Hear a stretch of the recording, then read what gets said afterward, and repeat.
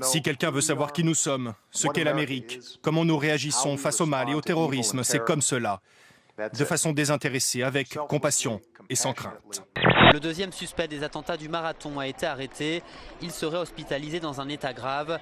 Johar Tsarnaev, 19 ans, s'était retranché dans un bateau parqué dans un jardin. Le siège a duré près d'1 heure. Des échanges de tirs ont eu lieu lors desquels le suspect a été blessé. Le vrai problème avec tout ça, non mais il y a un problème, c'est un problème de fond. Il faut réfléchir, il faut s'engager. Dire on ne sait pas qui a gagné la course. À la suite des événements du 11 septembre, les États-Unis ont mis en place un plan de lutte contre le terrorisme incroyablement coûteux. Plus de 100 milliards de dollars par an. Ça fait 1100 milliards de dollars qui ont été dépensés. À peu près pour rien, puisque les seuls attentats islamistes, entre guillemets, qui ont été désamorcés aux États-Unis, c'était ceux qui avaient été organisés par le FBI lui-même. J'ai confiance en eux, en leur innocence. Il estime que ces enfants ont été piégés par les autorités américaines uniquement car ce sont de fervents musulmans. Qui, pour des fins de propagande, décelaient des petits groupes d'excités, leur filaient des explosifs, qui évidemment ne marchaient pas, et puis feignaient de les découvrir au dernier moment pour dire « Ah, on a démantelé ». Une succession d'affaires, l'affaire Cahuzac en est une, il y en a d'autres qui apparaissent, Takieddine, Kadhafi, etc. Oui, l'ouverture d'une enquête préliminaire sur le financement éventuel de la campagne de Nicolas Sarkozy par des fonds libyens. Avec des mises en cause qui sont extrêmement graves et lourdes. La participation de la France à la guerre en Libye, qui a été le résultat de tout un comportement corrompu de la part des dirigeants français en sous-traitance du Qatar. Est-ce que vous dites que la France a mené la guerre en Libye pour effacer d'éventuelles preuves de financement illégal ? Principalement. Il y a une information qui sidère la presse économique. Pour l'instant, le grand public n'est pas encore au courant. J'imagine que nos invités ne le sont pas non plus, puisque la télévision n'en a pas vraiment parlé pour le moment.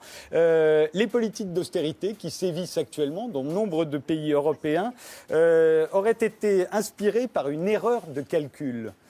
Geneviève Fioraso qui déclare une Twingo à 8 000 euros. Sans déconner, ça existe, c'est une Twingo à 8 000 euros. Je veux dire, franchement, à moins d'avoir 20 grammes de coke dans la boîte à gants, je vois pas trop comment c'est possible.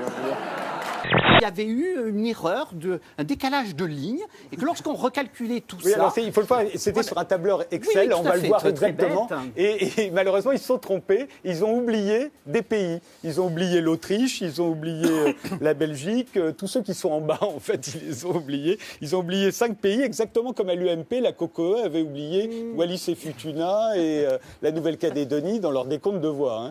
Cahuzac, le scandale continue, il y aurait carrément un tunnel entre le ministère du Budget et la Suisse. Libre et saine et sauve, la famille française enlevée il y a 2 mois au Cameroun a été relâchée la nuit dernière. Les 7 membres de la famille Moulin-Fournier ont été remis aux autorités camerounaises. Voilà enfin des retrouvailles qui étaient tant attendues. On se congratule, on se prend dans les bras. Je vois quelques enfants élevés dans les airs et qui retrouvent enfin les bras de leurs proches. Il y a une chaîne de prières et d'appel à l'Esprit Saint, justement pour que tous ceux qui ont travaillé soient éclairés. Et on peut dire merci, mon Dieu. Qu'est-ce qui s'est passé ? Qu'est-ce qui s'est passé ? Leur rôle, c'est de faire en sorte que les choses se passent bien. Vous êtes en train d'assassiner des enfants. La séance est suspendue. La séance est suspendue. Allez.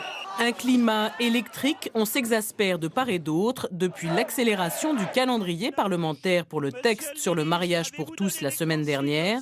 Incident dans la rue et incident dans l'hémicycle.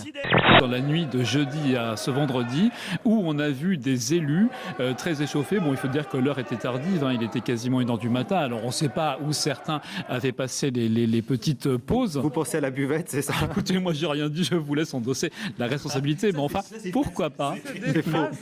L'Assemblée nationale, elle est en débat, c'est fini maintenant. Ah non, bah la preuve, c'est pas nous qui décidons, c'est eux.